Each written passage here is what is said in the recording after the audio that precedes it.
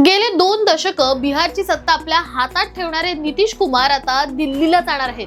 त्यांनी स्वतः गुरुवारी अधिकृतपणे जाहीर केलंय की ते राज्यसभेची निवडणूक लढवणार आहेत. पण आता प्रश्न उरतो तो म्हणजे नितीश कुमार यांच्यानंतर मुख्यमंत्री कोण आणि भाजपने आता या खुर्चीवर दावा ठोकलाय का? विधानसभेत 89 आमदारांसह भाजप आता सर्वात मोठा पक्ष आहे. त्यामुळे शर्यतीत ही 3 नावं सर्वात पुढे आहेत. पहिलं म्हणजे सम्राट चौधरी, सध्याचे उपमुख्यमंत्री आणि प्रभावी ओबीसी नेते.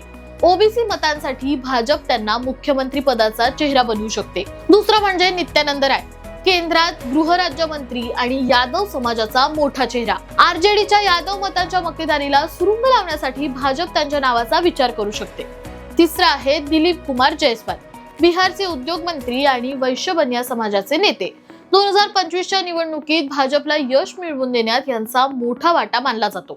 दुसरीकडे नितीश कुमार आपला राजकीय वारसा सुरक्षित करण्यासाठी फॅमिली प्लॅनिंग आखत असल्याचं बोललं जात आहे. त्यांचा मुलगा निशांत कुमार आता राजकारणात सक्रिय होताना दिसत आहे. त्यांना उपमुख्यमंत्री करून नितीश कुमार यांचे विश्वासू सहकारी विजय कुमार चौधरी यांनाही मोठ्या भूमिकेत आणलं जाऊ शकतं. हा भाजपचा दबाव आहे की नितीश कुमार यांची एक्झिट स्ट्रॅटेजी? तुम्हाला काय वाटतं? कमेंटमध्ये नक्की सांगा आणि अशाच महत्त्वाच्या अपडेटसाठी सबस्क्राईब करा जबरी खबरी.